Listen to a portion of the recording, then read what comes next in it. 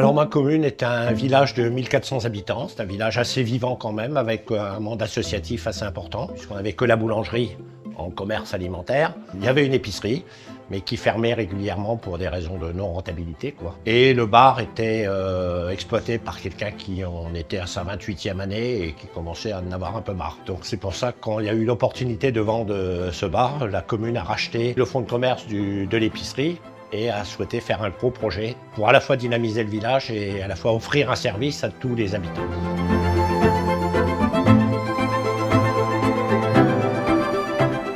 On n'avait pas les moyens financiers d'acheter l'immeuble, etc. Après de nombreuses discussions avec le PFLI, ils ont trouvé notre projet très intéressant, très innovant et on est parti à fond là-dessus.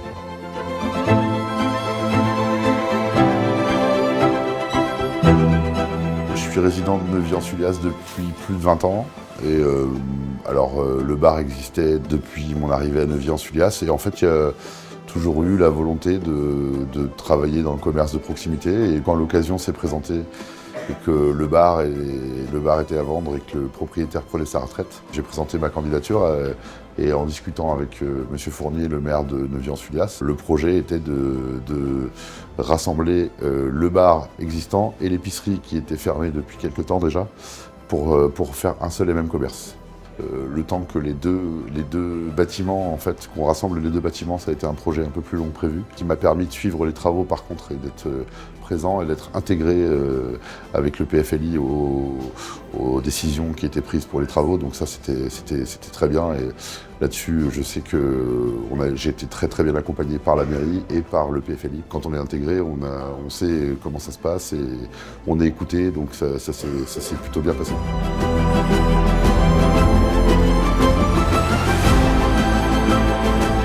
Il n'y avait plus les journaux, il n'y avait plus les jeux, il n'y avait plus la presse, il n'y avait plus le tabac.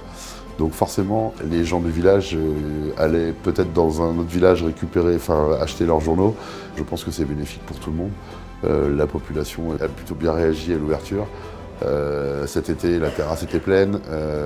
Cet hiver, je pensais que ça se calmerait un peu. Il y a quand même beaucoup de monde. On a des soirées où le bar est plein. Donc c'est vraiment, ça fait plaisir. Et aussi bien les jeunes que les anciennes générations. Je vois les parents, je vois les enfants, je vois les grands-parents. Donc c'est super agréable pour moi parce que on se dit qu'on a réussi. Donc ça, c'est vraiment bien. L'arrivée de ce nouveau commerce sur ma commune a changé, je dirais, à 100% l'esprit du village. Puisqu'on a retrouvé un bar, un commerce, un tabac, l'auto, etc. où tout le monde revient.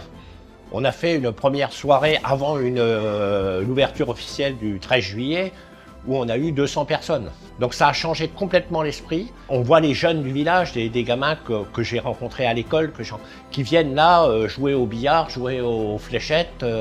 C'est devenu le lieu de rencontre du village.